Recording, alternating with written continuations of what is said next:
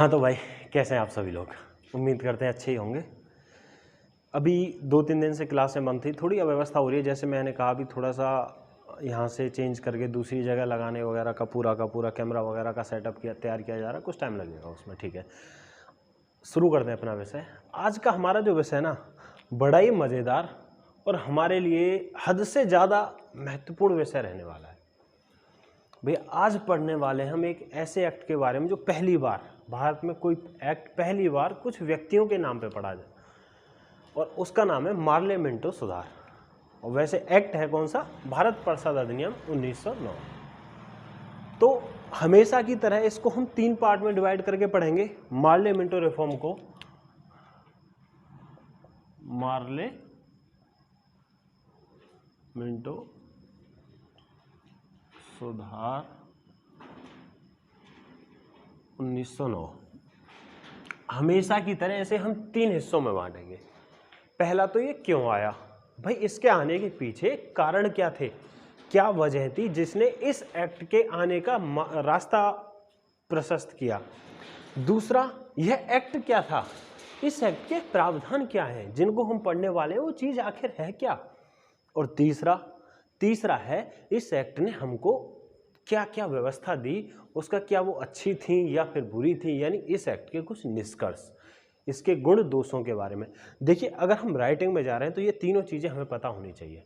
हम क्या करते हैं कि खाली प्रावधान यानी एक्ट, इसकी विशेषताएं पढ़ के चले जाते हैं, और विशेषताएं भी कोई भी एक्ट मात्र 3 या 4 टॉपिक तक सीमित नहीं होता। फिर हम बैठ के आयोग को दोष देते हैं कि यार ये कहाँ से चीज़ें आ गई, जबकि उससे आगे बहुत चीज़ें होती हैं भाई। एक्ट खाली 3 या 4 लाइन का थोड़ी होता है, काफ़ी ज़्यादा मेहनत होती है उसमें, काफ़ी ज़्यादा प्रावधान होते हैं। तो इसके हम जो महत्वपूर्ण विषय बिंदु हैं सारे देखेंगे। उसमें पहले इसके कारण, और कारण से भी पहले इस एक्ट का जन्मदाता कौन है, यानी इस एक्ट के जन्मदाता। अब इसमें भी एक बड़ी मज़ेदार चीज़ है, इस एक्ट के जन्मदाता 3 लोग हैं, और हम 2 लोगों के बारे में आप में से अच्छा सच बताना कमेंट करके, कितने लोग तीनों के बारे में जानते हैं। 2 के बारे में तो हम सब जानते हैं, एक तो भैया हो गए मार्ले और दूसरे हो गए मिंटो। अब जो मार्ले हैं ये तो हैं भारत सचिव। कौन है? मार्ले। मिंटो कौन है? जो मिंटो है ये कौन है? ये है भैया भारत के वायसराय।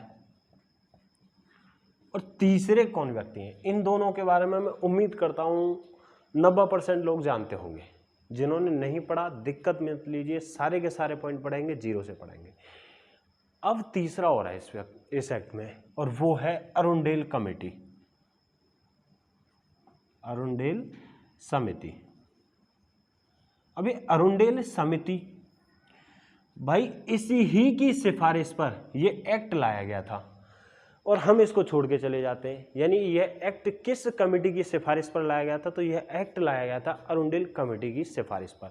तो ये 3 लोग हैं जो इस एक्ट के जन्मदाता मानेंगे, जिनको हम अब इसके बारे में, इस एक्ट के पीछे के कारण देखते हैं कि क्या वजह थी। इस एक्ट के कारण अपने आप में भारी ज़्यादा इंपॉर्टेंट है। इस एक्ट के जो कारण है ना, काफ़ी कारण है, 1 2 3 कारण नहीं है, इस एक्ट के 10 कारण है। और ऐसे ऐसे कारण हैं जिनसे पूरी की पूरी इतिहास की अपनी एक कहानी बनती है, हमारे आधुनिक भारत की एक कहानी बनती है। उन कारणों से हमारे राष्ट्रीयता का एक संचय होता है।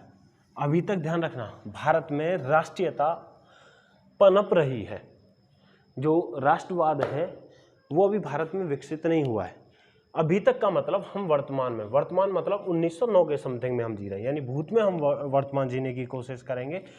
तो पहले इस एक्ट के कारण क्या है? पहला कारण क्या है इस एक्ट का? जो ये एक्ट है इसको आने के पीछे का पहला कारण, सबसे पहला तो पीछे से ही शुरुआत करते हैं। और पीछे क्या? 1892 का भारत प्रसाद अधिनियम, यानी इस एक्ट से पिछला एक्ट। ऐसी क्या कमी रही उस एक्ट में जो यह एक्ट आया, या क्या ऐसी कुछ कंडीशन थी जिनको वो एक्ट संतुष्ट नहीं कर पाया? तो 1892 का जो भारत प्रसाद अधिनियम है, पहला कारण है 1892 का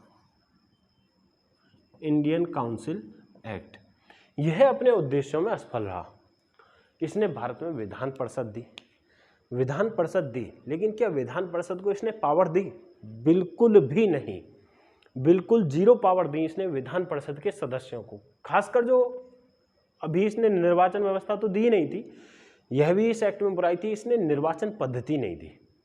अप्रत्यक्ष रूप से निर्वाचन शब्द आया, लेकिन निर्वाचन शब्द डायरेक्ट नहीं था 1892 में। निर्वाचन पद्धति नहीं है। जो कार्यकारी सदस्य हैं वो नाम मात्र के सदस्य हैं, पूरी की पूरी तरह से वो वायसराय के पिछलग्गू बने हुए हैं। जो वायसराय कहेंगे क्योंकि वायसराय उनको मनोनीत कर रहे हैं। अब भाई जो व्यक्ति आपको मनोनीत कर रहा है, मान के चलो आपके पास पावर है मेरे को मंत्री बनाने की, और मैं जब तक आपकी दया है मैं तब तक मंत्री हूँ, तो ये सीधी सी बात इसका क्या हुई? क्या मैं आपसे कभी विरोध कर सकता हूँ? सोचने वाली बात है भाई, कभी नहीं कर सकता। मैं क्यों करूँगा? मैं अपने पैरों पर कुल्हाड़ी क्यों मारूंगा मैं आपसे विरोध करके? पावर का अपना नशा होता है ना। आपने जब तक चाह रहे हो मेरे को मंत्री बना रखा है, जब तक चाहोगे मेरे को उठा के फेंक दोगे, तो मैं आपके ऊपर निर्भर हूँ। ऐसे ही इन व्यक्तियों की कंडीशन थी 1892 के एक्ट तक कि वायसराय इनको मनोनीत कर रहा है, निर्वाचित ये हो नहीं रहे, तो पूरी तरह से वायसराय पर निर्भर है। तो अपने डिसीजन यानी इनको भारतीयों से कुछ लेना देना था नहीं। दूसरा जो इसका कारण है, दूसरा कारण है आपदाएं, या फिर हम बोले जो बार बार अकाल आ रहा था। आपदाएं मतलब कि 1896-97 में भारत में तगड़ा अकाल आया। बंगाल वाले हिस्से में एक काफ़ी भयंकर अकाल पड़ा, और उस अकाल से जो सरकार ने निपटने का जो रास्ता तैयार किया था ना, वो अपने आप में इतना कायरता और घृणित था कि बस क्या करें।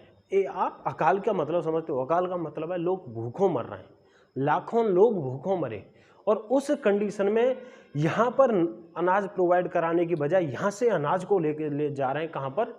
इंग्लैंड में। ऐसी ही एक घटना बाद में भी हुई। द्वितीय विश्व युद्ध के टाइम पर जब एक अकाल पड़ा था, तब भारत में लगभग 40 लाख लोग मरे थे, और उस टाइम पर इंग्लैंड के प्रधानमंत्री थे विंस्टन चर्चिल। विंस्टन चर्चिल इतने घृणित व्यक्ति हैं, इनके बारे में अलग से एक पूरी वीडियो बनाऊंगा कि कैसे कैसे इन्होंने खुद कहा था भारतीयों के बारे में कि मरने दो, कोई फर्क नहीं पड़ता। उस चीज़ को खैर अलग करते हैं। अभी हम वापस यहाँ आते हैं कि अकाल पड़ा 1896-97 में, काफ़ी व्यक्ति मरे, सरकार ने कदम उठाए, उनके आर्थिक कदम भी बिल्कुल गिरे हुए, और उनके जो राजनीतिक कदम है, जो उन्होंने पॉलिटिकल मदद देने की कोशिश की है, वो भी बिल्कुल जीरो, यानी किसी भी तरह से भारतीयों की सहायता करी ही नहीं जा रही। तो अब ऐसी स्थिति में क्या करें? लोगों के मन में आ रहा है कि भाई अब कैसे भी करके थोड़ी बहुत तो पावर हमारे पास इतनी तो होनी चाहिए ना कि हम अपने लिए डिसीजन ले सकें। तो वो एक्ट, अब ये जो चीज़ें, ये सारी की सारी कंडीशन किसका मार्ग प्रशस्त कर रही हैं? ये कर रही है पार्लियामेंट रिफॉर्म्स 1909 का। इसके बाद में ये तीसरा कारण जो बनता है वो है भैया कौन? कर्जन। कर्जन के विरोध में प्रतिक्रियावादी कुछ बातें हुई, यानी कर्जन ने जो कदम उठाए उनके ऊपर काफ़ी ज़्यादा हार्ड प्रतिक्रिया हुई। कर्जन ने भारत में साम्राज्यवाद को बढ़ावा दिया। इसने कहा कैसे भी तरह से जो भारतीय हैं उनको दबाया जाए, और जो ब्रिटिश एम्पायर है ना उसको और ज़्यादा मजबूत किया जाए भारत में। ये महोदय अभी भी अपनी पिछली ज़िंदगी में जी रहे हैं। इनको लग रहा है यार ये 20वीं सेंचुरी आ गई है, अभी ये इसके बारे में अवेयर ही नहीं है। खैर एक बात और कर्जन के बारे में, भारत में जितने भी वायसराय आए ना, उन सब में जब जिसने वायसराय की गद्दी ली उस टाइम पर viceroy governor general Curzon Bharat के बारे में सबसे अधिक जानता था। और इतना होने के बाद भी कर्जन को एक अच्छा वायसराय गवर्नर जनरल होने का कभी गौरव प्राप्त नहीं हुआ। उसकी वजह है क्या हुआ? 1894 में जो कलकत्ता निगम परिषद थी, निगम परिषद, इसको पूरी तरह से सरकारी बना दिया। इसके जो 1/3 सदस्य थे, 1/3 मेंबर थे, उनको खत्म करके इसको पूरी तरह से सरकारी बना दिया। कब? 1894 में। और 1899 तक आते आते भारत के सभी जो विश्वविद्यालय हैं उनको पूरी तरह से सरकारी बना दिया। तो अब ये क्या कर रहा है? ये कर रहा है कि जो भी व्यवस्था है ये केंद्रीकरण करने की कोशिश कर रहा है, ये सेंट्रलाइजेशन करने की कोशिश कर रहा है। जबकि होना क्या चाहिए? आपको संतुष्ट करना है लोगों को। आपको जो विरोध की आवाज़ें उठ रही हैं, अगर आपको उनको दबाना है तो लोगों की फीलिंग को समझना ही पड़ेगा, और कर्जन इसको समझने में असफल रहा, और इसी वजह से इसके जो स्टेप थे उनके विरोध में काफ़ी ज़्यादा प्रतिक्रिया हुई, और इसी को देखते हुए ये एक्ट आने के लिए मजबूर होना पड़ा। इस एक्ट में कुछ जो एक्ट था 1892 का, उनमें कुछ सुधार करके एक नया एक्ट लाने के लिए मजबूर होना पड़ा। इसके बाद में अगला देखो, 3 तो हो गए, चौथा यहाँ देखते हैं। चौथा कारण क्या है? विदेशों में भारतीयों की स्थिति। विदेशों में भारतीय, मतलब क्या हुआ इसका? भाई इसका मतलब है कि जो भारतीय हैं विदेश में जा रहे हैं, समुद्र पार जो भारतीयों को देखा जा रहा है वो बड़ा हीन भाव से देखा जा रहा है। कोई भी कदर ही नहीं यार हमारी, मर रहे मरने दो, कोई फर्क ही नहीं पड़ता। लोग हमसे बात करने को तैयार नहीं है। हमारे रंग को देखकर काले लोग हैं। गांधी जी को देखो, ट्रेनों से फेंक दिया, ट्रेन से फेंक दिया गया सेंट पीटर्सबर्ग में। ऐसे ही काफ़ी घटनाएं भारतीयों के साथ में हो रही है। अफ्रीका में देखो, अफ्रीका में अंगूठा लगवाना हमारे लिए मजबूरी है। लोगों को अपने हाथ में एक सर्टिफिकेट लेके चलना पड़ता है। तो ऐसी कंडीशन से लोगों के मन में भावनाएं जगी कि यार अगर इनसे फ्री होना है ना, तो हमारे पास अपनी एक स्वायत्ता होनी चाहिए, अपना वजूद होना चाहिए कि हम कौन है। अभी क्या है, अभी हम ब्रिटिशर्स के गुलाम हैं। तो इन सारी चीज़ों ने मजबूर किया, यानी रास्ता प्रशस्त किया किसके लिए? पार्लियामेंट सुधार 1909 के लिए। 5वां कारण इसके पीछे विदेशों का प्रभाव। अभी तो विदेशों में जो भारतीय हैं उनकी दयनीय स्थिति, अब विदेशों का प्रभाव। जो विदेशी कुछ घटनाएं ऐसी हुई जिन्होंने भारतीय जनमानस पर काफी बड़े स्तर पर प्रभाव डाला, और उनमें से 2 घटना थी। एक तो 1896 में एक छोटा सा देश है अबिसिनिया। इसने क्या किया भैया? इटली को हरा दिया।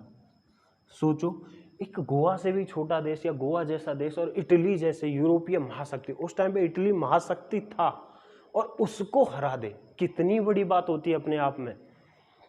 और 1905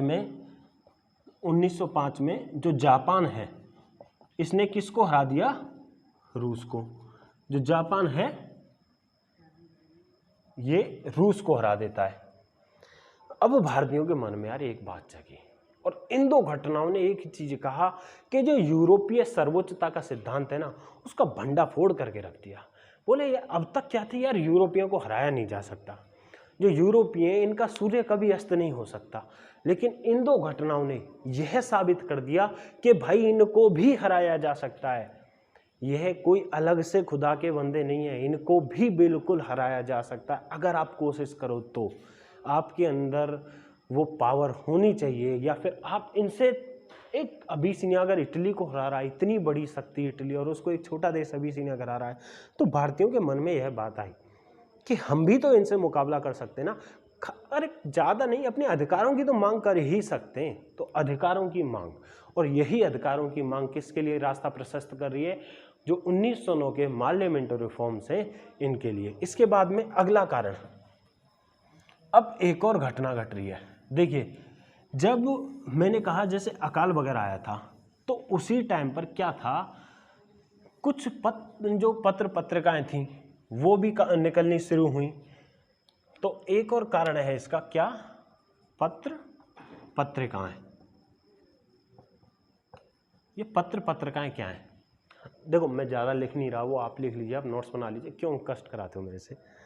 खैर कष्ट नहीं होता इन चीज़ों में, पर फिर भी मैं अभी ये कहानी की तरह, मैं अभी आप इसका आपका ग्राउंड तैयार करने की कोशिश कर रहा हूँ, जो चीज़ें एक्ट समझ सको आप। पत्रिकाएं जैसे कि केसरी है, काल है, युगांतर है, न्यू इंडिया है, ये सारी जो पत्रिकाएं निकल रही हैं, इन्होंने जनता में राष्ट्रवाद की भावना जगाई। अब केसरी को उठा लीजिए, केसरी के जो लेखक हैं या केसरी को प्रकाशित करने वाले कौन हैं? बाल गंगाधर तिलक। एक बड़ी मजेदार बात है केसरी को लेकर, बाल गंगाधर तिलक ने केसरी में एक लेख लिखा था। 1896-97 में बंगाल में प्लेग आया, और उससे काफ़ी ज़्यादा महामारी फैली और लोगों की मृत्यु हुई। ऐसे में प्लेग के कमिश्नर कौन थे बंगाल में? वो थे रैम्ड महोदय। जो रैम्ड थे वो प्लेग कमिश्नर थे। अब केसरी में इन दयनीय स्थितियों को देखते हुए बाल गंगाधर तिलक ने एक लेख निकाला, और उसमें गीता का एक वाक्य उन्होंने डाला कि अपराध को सहना भी एक अपराध है। अगर आप कायरतापूर्ण जिंदगी जी रहे हो वह भी एक अपराध है। दुष्टों का मुकाबला करना चाहिए। भड़का रहे हैं लोगों को, जगाने की कोशिश कर रहे हैं और हमें कि जग के नहीं दे रहे। ऐसे में दो व्यक्ति सामने आते हैं, भाई हैं चापेकर बंधु, और वो रैमंड महोदय को गोली मार देते हैं। भारत में पहली पॉलिटिकल वायलेंस या पॉलिटिकल हत्या होती है किसके द्वारा? रैमंड महोदय के द्वारा। और किसकी? प्लेग कमिश्नर चापेकर बंधुओं के द्वारा होती है। और किसकी? रैमंड महोदय की। और किससे प्रभावित होकर? बाल गंगाधर तिलक के अखबार केसरी से प्रभावित होकर होती है। यह पत्रकार यानी इससे क्या समझ में आ रहा है? जनमानस को जागृत करने का जो अपना कार्य है वो बखूबी निभा रही है। इसके बाद में एक और पॉइंट, अब भैया कोई भी पॉइंट सही, गिनती से क्या फर्क है? अगला पॉइंट लिखिए आप, उग्रवाद या फिर आतंकवाद। देखिए क्या विडंबना है, अपने ही क्रांतिकारियों को हम आतंकवादी कहकर बुलाते हैं और यह हमारी मजबूरी है। आग लगती है अंदर से, पर क्या कर सकते हैं भाई? ऑफिशियली आतंकवादी अभी इनको प्रोनाउंस किया जाता है। आपको भी लिखना ही पड़ेगा। अगर आपको कभी राइटिंग वगैरह में आता है, भले ही आप इसके कट्टर विरोधी हैं, लेकिन आपको लिखना ही पड़ेगा, मजबूरी है। क्योंकि अभी गर्व हमारा इतिहास को इतना ज़्यादा, हमको जो इतिहास है, वास्तविक इतिहास है, उससे काफ़ी हद तक वंचित करके रखा गया है। सोचिए हमारे ही क्रांतिकारी जिन्होंने हमारे लिए बलिदान दिया, हम उनको आतंकवादी कहकर बुलाते हैं। लेकिन क्या किया जा सकता है भाई, मजबूरी है। खैर अलग विषय है, बाद में देखेंगे। अभी अपने जो फिलहाल का विषय उस पर लौटते हैं। भारत में उग्रवाद जन्म ले रहा है।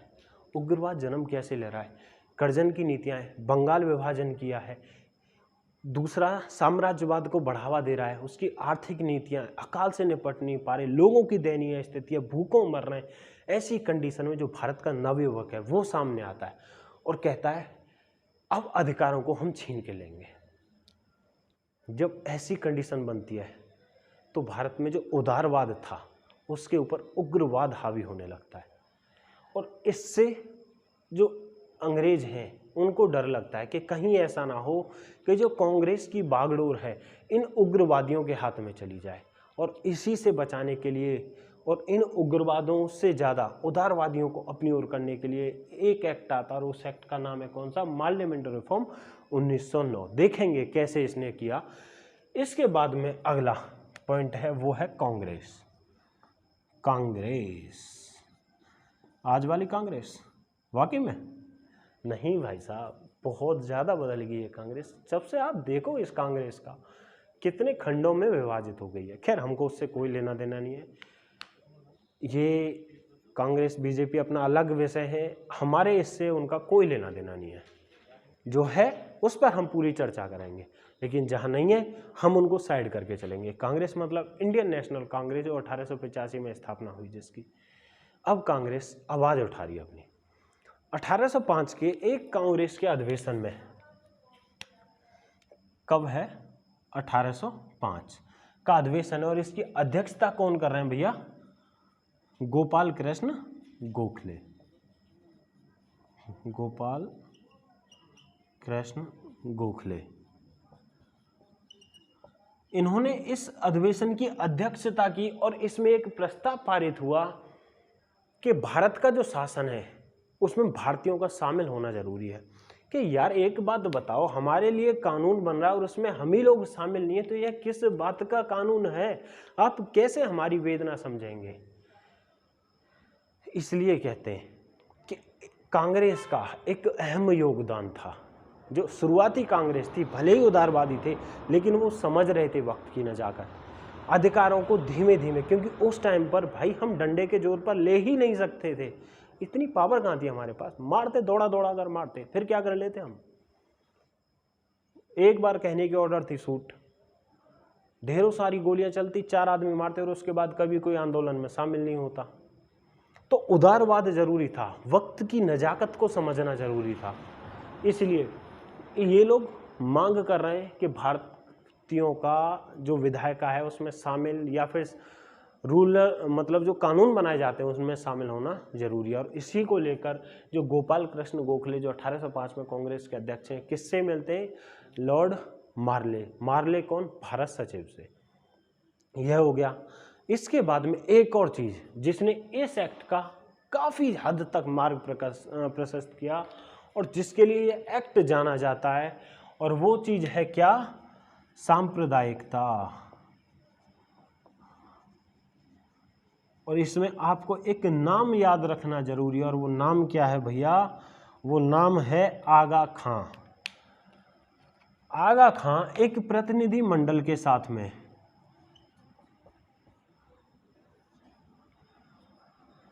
लॉर्ड मिंटो से मिले। मिंटो कौन? भारत के वायसराय। और उन्होंने कहा कि भाई जो मुस्लिम हैं उनके लिए अलग से निर्वाचन प्रणाली होनी चाहिए, पृथक निर्वाचन मंडल होना चाहिए मुस्लिमों के लिए, मतलब कि मुस्लिम को केवल मुस्लिम ही चुन सकें, ऐसा होना चाहिए, ताकि हिंदुओं का जो बहुमत है, जो बहुसंख्यक हिंदू हैं, उनके सामने हम अल्पसंख्यक मुस्लिमों की आवाज़ को दबाया ना जा सके। ये चीज़ें आगा खा कह रहे हैं किससे? लॉर्ड मिंटो से। ये चीज़ें हो गई। अब लॉर्ड मिंटो तैयार बैठे थे, बोले फूट डालो और शासन करो, यही चीज़ तो है, और चीज़ ही क्या है? इसी के दम पर तो हम आगे बढ़ सकते हैं, इसी के दम पर तो हम राष्ट्रवादिता को दबा सकते हैं, उग्रवाद और उदारवाद में फूट डाल सकते हैं, यही चीज़ तो है ना। उन्होंने मौके को समझा, भुनाया, जबरदस्त तरीके से भुनाया, और यही वजह है कि आज तक लड़ते आ रहे हैं, और पता नहीं कब तक, क्योंकि जो बीज बोया ना वो भारी विनाशक बीज था। अब इसके बाद में यह हो गया इस एक्ट के आने के पीछे की कुछ वजह। अब इसके बाद में देखते हैं इस एक्ट के प्रावधान क्या है, यानी क्या कुछ वजह थी, या फिर इस एक्ट ने क्या कुछ हमको प्रावधान दिए हुए हैं। अपने आप में मैंने पहले ही कहा, जैसे हद से ज़्यादा जो महत्वपूर्ण वो है ना अधिनियम, उनमें से एक है मार्ले मिंटो रिफॉर्म या भारत परिषद अधिनियम 1909।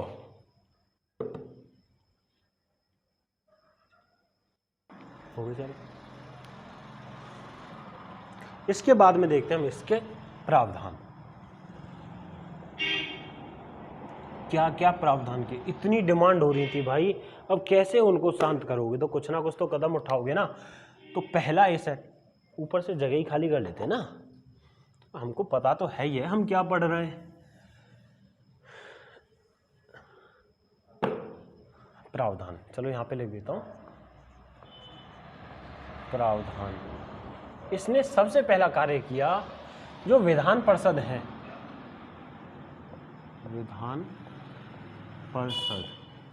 विधान परिषदों में सदस्यों की संख्या,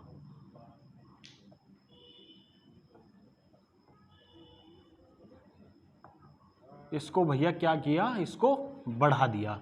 अब विधान परिषदों में सदस्यों की संख्या बढ़ाई है, तो यहां पर एक खेल किया, और उस खेल को समझना जरूरी है।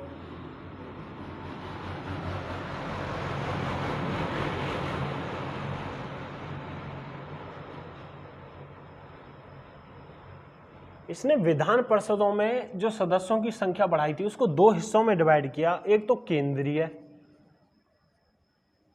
और दूसरा प्रांतीय। तो पहले हम समझेंगे केंद्रीय को। पहले केंद्रीय विधान परिषद में सदस्यों की संख्या बढ़ाई, क्या क्या किया?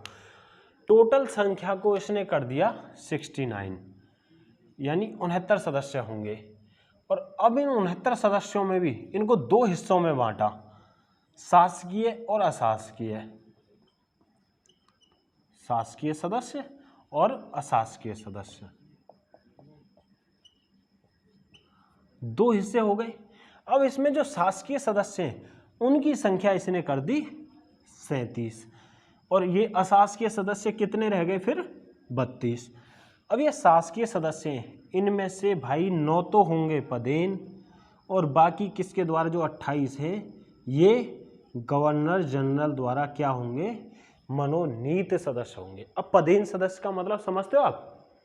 उम्मीद करता हूँ समझते होंगे। अगर नहीं समझते, जो नए हैं या फिर जो नहीं जानते, उनके लिए भारत के उपराष्ट्रपति के बारे में जानते हो? भारत के उपराष्ट्रपति का चुनाव होता है, पर क्या आपने सुना है जो राज्यसभा है उसके सभापति का चुनाव हो? नहीं, जो भारत का उपराष्ट्रपति बनता है वो स्वयं ही राज्यसभा का सभापति बन जाता है। ऐसे ही यहाँ पर था, जो ये 9 सदस्य थे, गवर्नर जनरल और उसकी कार्यपालिका के सदस्य, जो कार्यकारी परिषद थी उसके जो सदस्य थे, वो स्वयं ही ये केंद्रीय विधान परिषद के मेंबर बन जाते थे शासकीय सदस्यों के अंतर्गत, और बाकी 28 को गवर्नर जनरल मनोनीत करता था। अब ये जो बाकी बचे अशासकीय, इन अशासकीयों में एक बड़ा मज़ेदार चीज़ है। ये तो चीज़ सिंपल है कि 5 को जो 5 सदस्य हैं वो गवर्नर जनरल के द्वारा नियुक्त किए जाएंगे या फिर मनोनीत किए जाएंगे अशासकीयों में। अब जो सारा का सारा खेल है वो है इन बाकी 27 का। इन बाकी 27 को कैसे कैसे डिवाइड किया, ये बाकी 27 सदस्य कौन कौन होंगे? तो भैया जो 8 सदस्य होंगे वो तो होंगे मुसलमान, जो मुस्लिम हैं 8 सदस्य वहाँ से होंगे, 2 सदस्य जो जमींदार हैं वहाँ से होंगे, 4 सदस्य जो ब्रिटिश पूंजीपति हैं, जिन्होंने यहाँ पर भैया अपनी संपत्ति लगाई हुई है, और बाकी जो 13 होंगे वो सामान्य निर्वाचन। अब या तो आप इस ग्राफ को स्क्रीनशॉट ले लीजिए, इसका आगे बड़ा काम आने वाला है, या फिर आप इसको बना लीजिए। देखिए हुआ क्या था, अलग निर्वाचन उसकी निर्वाचन मंडल की मांग की थी आगा खान ने। बाद में वो मुस्लिम लीग में शामिल हो गए। 31 दिसंबर 1906 को ऑल इंडिया मुस्लिम लीग की स्थापना होती है, फिर वो मांग करती है अलग निर्वाचन मंडल की। ये लोग तैयार बैठे थे, ब्रिटिशर्स जो थे, उन्होंने मौके को भुनाया, अलग निर्वाचन मंडल दे दिया। इसमें कहा कि अब जो ये विधान परिषद में सदस्य हैं उनमें से 8 तो मुसलमान होंगे ही होंगे केंद्रीय में, 2 जमींदार होंगे, 4 ब्रिटिश पूंजीपति होंगे और 13 होंगे सामान्य निर्वाचन से। सीधी सी बात है, जो मुस्लिम हैं उनको ज़्यादा संख्या में, उनकी जनसंख्या के अनुपात में ज़्यादा सीटें दी गई यहाँ पर केंद्रीय विधान परिषद में। और एक और चीज़ आप जो समझने की है, 37 शासकीय हैं, इसका मतलब 69 में से जो 37 हैं वो शासकीय हैं। इसका मतलब क्या है? इसका मतलब सीधा सीधा सा है कि जो बहुमत है वो किसके पास है? शासकीय लोगों के पास, मतलब सरकारी बहुमत है। अशासकीय में भी 5 जो सदस्य हैं वो कौन से भाई? 5 सदस्य जो गवर्नर जनरल मनोनीत करेगा, और इनमें से भी जमींदार हैं, ब्रिटिश पूंजीपति और मुसलमान हैं। ये सीधे के सीधे किसके वफादार हैं? ब्रिटिश हैं उनके। तो यहाँ पर पूरा बहुमत किसके पास है? पूरा बहुमत किसके पास है? जो गवर्नर जनरल है उसके पास में। यानी आम जनता की जो आवाज़ को अगर बहुमत के आधार पर देखें तो अभी भी दबाया जाएगा। इसके बाद में अब देखते हैं हम प्रांतों में क्या स्थिति थी। प्रांतों में संख्या बढ़ाई गई है, हाँ जी बिल्कुल बढ़ाई गई है। तो भैया प्रांतों में जो संख्या बढ़ाई गई है वो कितनी बढ़ाई गई है? देखो, हालांकि बहुत मुश्किल चांस है कि कभी पूछे कि प्रांतों में संख्या क्या की गई, लेकिन फिर भी एक बार देख लेते हैं। देखिए, मुंबई, मद्रास, संयुक्त प्रांत, उसके बाद में उड़ीसा, फिर भैया बिहार। यहां पर संख्या कितनी कर दी गई? यहां पर संख्या कर दी गई 50। बर्मा और असम, अभी बर्मा हमारा हिस्सा है दादा, भूल मत जाना। यहाँ पर संख्या कितनी कर दी गई? 30। और इसके बाद में पंजाब आता है अपना, पंजाब में संख्या कितनी कर दी गई? 20। और इसमें जो मनोनीत सदस्य हैं वो सदस्य अलग हैं, यानी ये जो सदस्य हैं ये संख्या बढ़ाई गई है, और बाकी कुछ सदस्य हैं जो मनोनीत वगैरह किए जाएंगे, नियुक्त किए जाएंगे, वो अलग है। ये खाली एक बार देखने के लिए था कि प्रांतों में भी जो विधान परिषद हैं उनमें सदस्य संख्या बढ़ा दी गई है। अब देखते हैं अब इस एक्ट के कुछ और प्रावधान। अब तक तो हमने देखा कि विधान परिषद में सदस्यों की संख्या बढ़ाई है, लेकिन अब सदस्य हटा दो यहाँ से। विधान परिषद में जो कार्यकारी शक्ति है वो भी इस एक्ट ने बढ़ा दी। कार्यकारी शक्ति। अब ये कैसे कैसे बढ़ाई, इसमें भी कुछ और बड़ी मजेदार चीजें। 1892 का एक्ट हमने पढ़ा, अगर नहीं पढ़ाना तो एक बार वो जरूर पढ़ लीजिए, उससे आपका इसके लिए ग्राउंड क्लियर होगा।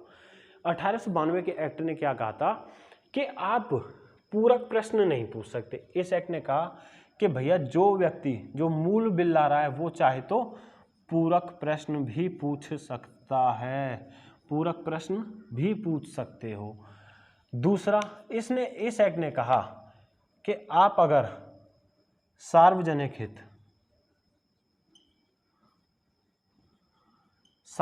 हित में कोई विधेयक या बिल ला रहे हो तो उसको आप 15 दिन की सूचना देकर, 15 दिन पूर्व सूचना, 15 दिन पूर्व सूचना देनी पड़ेगी। और इसके बाद में इस बिल को अगर आप बिल लाते हो और बिल का जो प्रस्ताव है वो पास हो जाता है तो सरकार पर बाध्य है कि इसको लागू किया जाए।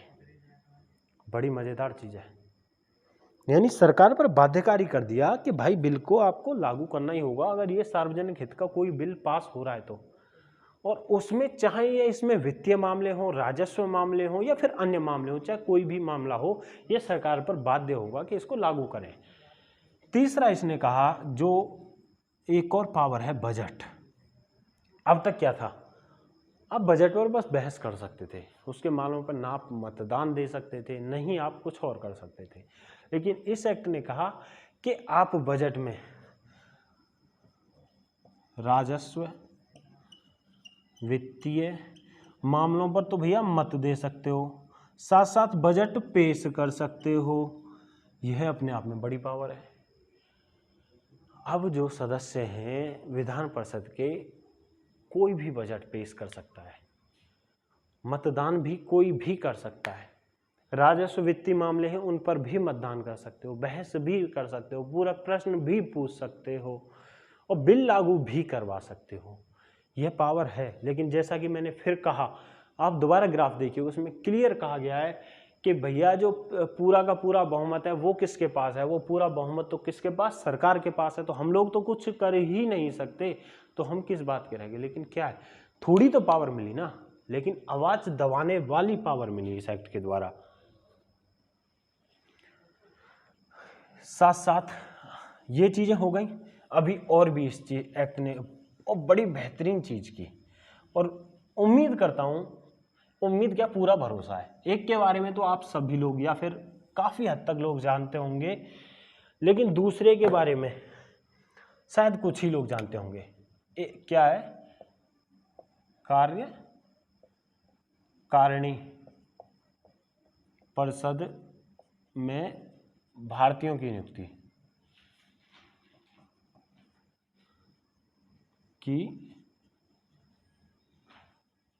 नियुक्ति। इसको हटाऊं ग्राफ को यहां से।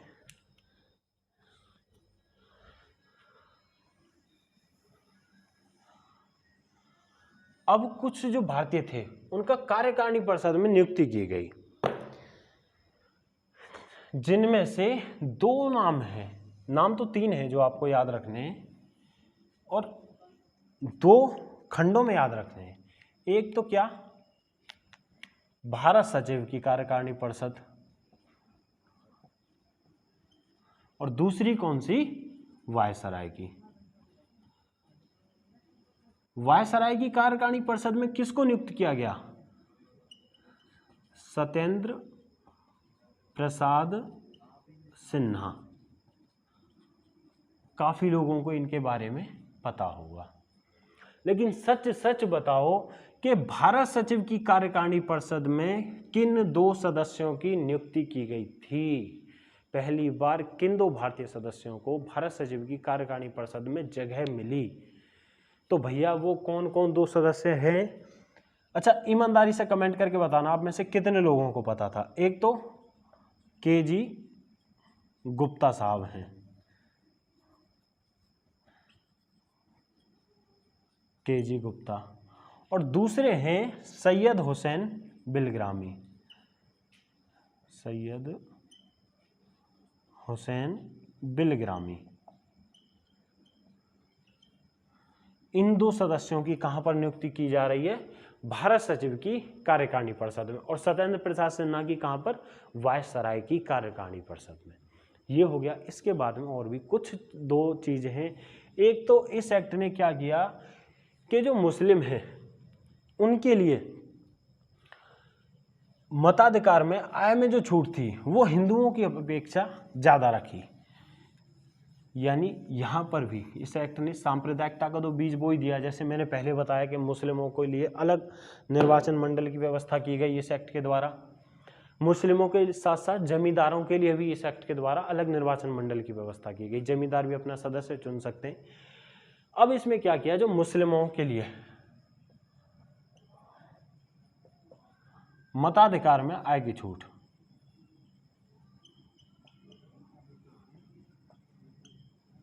में आय की छूट,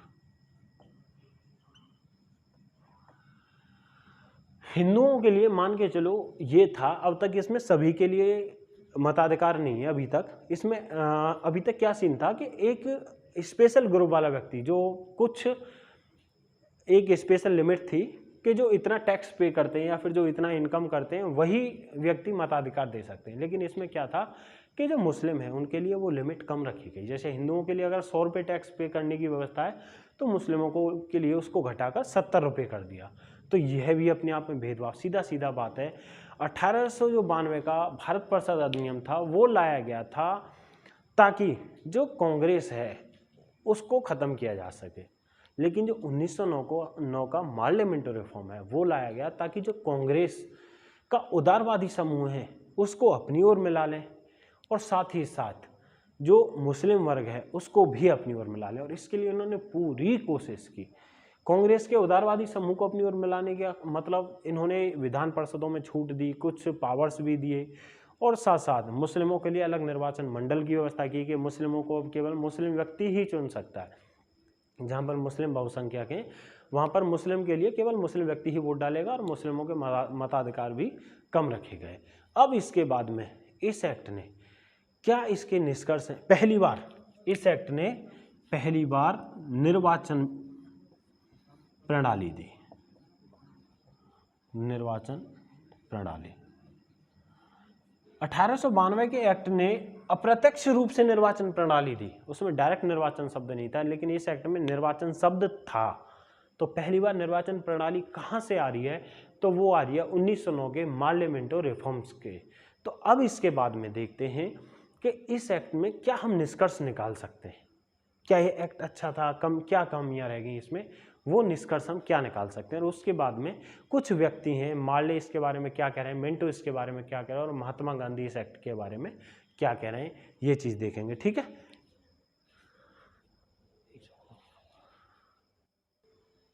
तो अब देखते हैं इसके हम कुछ निष्कर्ष के, इससे निष्कर्ष क्या निकाल सकते हैं। अगर कभी आंसर राइटिंग में ऐसे में आ जाए पूछने को निष्कर्ष, अरे जरूरी थोड़ी है जो हम सोच रहे हैं हमेशा इतना इजी पेपर सेट हो या कुछ भी आ जाए। निष्कर्ष पहला तो कि जनता ने चाहा कुछ और था और मिला कुछ और। यानी भैया चाहा तो कुछ और रहे थे और मिला कुछ और।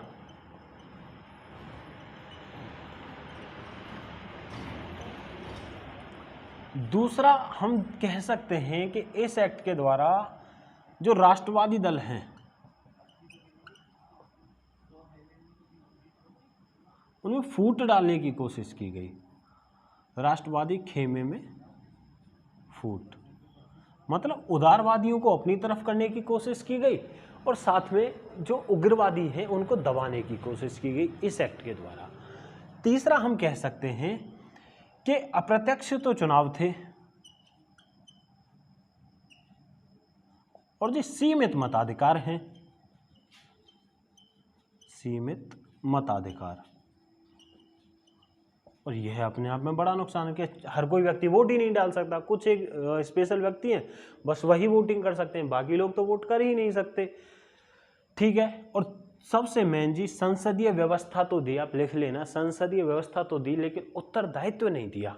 जो व्यक्ति संसद में मनोनीत हो रहे हैं क्या वो भारतीयों के लिए जिम्मेदार हैं? या फिर भारतीयों के लिए वफादार हैं? बिल्कुल भी नहीं साहब। ज़्यादातर तो कौन है जो मनोनीत हो रहे हैं? कितने लोगों को गवर्नर जनरल मनोनीत कर रहा है? ध्यान करो, शासकीय में कितने, 28, और उसमें 5, बाकी उसमें 2, 4 और जो 8 वाला समूह है मुस्लिम जमींदार और ये जो ब्रिटिश पूंजीपति वाला समूह है, ये तो पूरी तरह से ब्रिटिश लोग, जो ब्रिटिश सरकार है उसके प्रति वफादार। तो भारतीयों को क्या मिल रहा है इससे? भारतीयों को इससे कुछ भी नहीं मिल रहा। फिर वही बात है।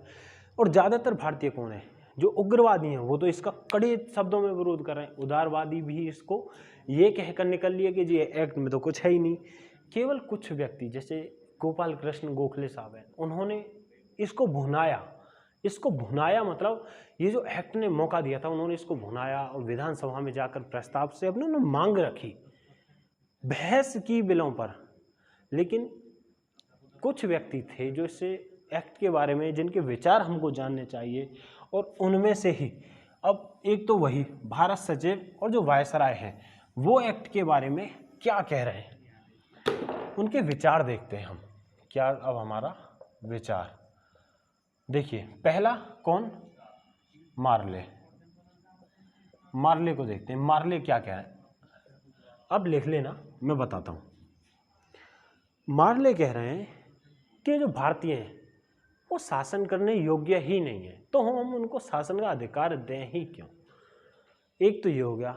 दूसरा, मार्ले कह रहे हैं कि जो भैया भारतीय व्यक्ति है, अगर इस एक्ट के द्वारा दिए गए प्रावधानों से आगे चलकर कभी जागृत हो जाए, या उसके अंदर कुछ राष्ट्रवाद की भावना जाग जाए, या फिर उस ऐसा कुछ विकास हो जाए और वो अपने अधिकारों की मांग करने लगे, तो एक बात ध्यान रखना, इसमें मेरा कुछ भी योगदान नहीं है।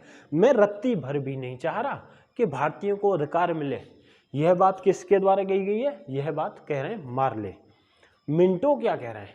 जो मिंटो हैं वो कह रहे हैं कि हम एक ऐसा बीज बो रहे हैं जिसकी जो फसल है वो विनाशक होगी। मिंटो ने कहा एक ऐसा बीज बो रहे हैं जिसकी फसल आगे चलकर विनाशक होगी। और यह बात क्यों?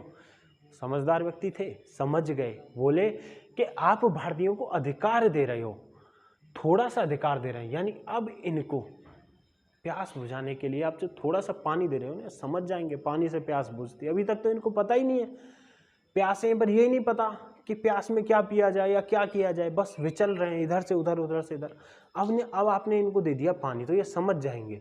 ऐसे ही एक ऐसे दबे कुचले व्यक्ति को आप अधिकार दे रहे, तो वो समझ जाएगा अधिकार क्या होता है, क्या इसकी पावर होती है, कैसे इसको भुनाया जाता है, आगे चलकर और ज़्यादा मांग करेगा। तो इसने कहा, जो मिंटो ये कह रहा है कि भैया आप एक ऐसा बीज बो रहे हो जिसकी फसल आगे चलकर और ज़्यादा विनाशक होने वाली है। और इसके बाद में एक व्यक्ति, कौन? हाँ जी, गांधी जी। गांधी जी क्या कहते हैं इनके बारे में? तो भैया गांधी जी कहते हैं कि ये जो मार्ले मिंटो रिफॉर्म है, इन्होंने तो हमारा सर्वनाश कर दिया, इन्होंने तो हमें कहीं का नहीं छोड़ा, हाय दैया, बेकार कर दिया रे। बोले ये जो मार्ले मिंटो रिफॉर्म है, इन्होंने तो हमारी राष्ट्रवाद में कतई बिल्कुल बुरा हाल कर दिया, एक फूट डालने की जो पूरा का पूरा एक दीवार खड़ी कर दी। अब क्या किया जा सकता है? अब कुछ नहीं किया जा सकता, टाइम गया, हम आज़ाद हो गए, धीरे धीरे चल गए, अब क्या कर सकते हैं? लेकिन इनको पढ़ना तो पड़ेगा ना, अब इनको याद किया जा सकता है, तो अब इनको ढंग से पढ़ो भाई। कोई भी अगर क्वेश्चन वगैरह बनता है उसको देखो। फिर से एक बात मैं कहता नहीं हूँ, लेकिन फिर भी यार थोड़ा सा चैनल को शेयर और सब्सक्राइब करो, जिनसे थोड़ी सी हमको भी मदद मिले। एक बात और, मेरी क्लास हमेशा फ्री रहेंगी, कभी भी आगे चलकर चलता है चैनल या फिर कुछ होता है, कभी भी पेड क्लास किसी भी कीमत पर होने ही नहीं वाली। ये वीडियो देखो, एक बार अपलोड होने के लिए बाद ना काफ़ी वर्षों तक, ऐसा नहीं है ये ख़त्म हो जाएगी, जब तक यूट्यूब है ये इस पर रहेगी। और मैं ये कह रहा हूँ कि हमेशा, अभी हिस्ट्री की भी शुरू हो गई, अब कुछ टाइम में रेगुलर हिस्ट्री की क्लास शुरू हो जाएंगे, एंशिएंट हिस्ट्री से शुरू करते हुए मॉडर्न पर जाएंगे, कनेक्ट करते हुए चीज़ों को। मॉडर्न के बारे में हमको बहुत कुछ पता है, एंशिएंट के बारे में कम पता है, इसलिए जब हम एंशिएंट पढ़ेंगे तो उसको मॉडर्न के साथ में कनेक्ट करते हुए पढ़ेंगे। और जब मॉडर्न पर आएंगे तो हमारे बेस क्लियर हो चुका होगा चीज़ों का, हमारा अपने बारे में जानकारी पूरी हो चुकी होगी, इस हिसाब से चीज़ों को पढ़ेंगे। ठीक है, अभी आपका अगर इससे मार्ले मिंटो रिफॉर्म से कोई भी किसी प्रकार का क्वेश्चन है तो आप कमेंट सेक्शन में आप कमेंट करके बताइए। दूसरा भाई, चैनल को थोड़ा सा शेयर और सब्सक्राइब कीजिए, हमारी भी शुरुआत है, इतनी तो थोड़ी सी आपसे उम्मीद कर ही सकते हैं। धन्यवाद दोस्तों, नमस्कार।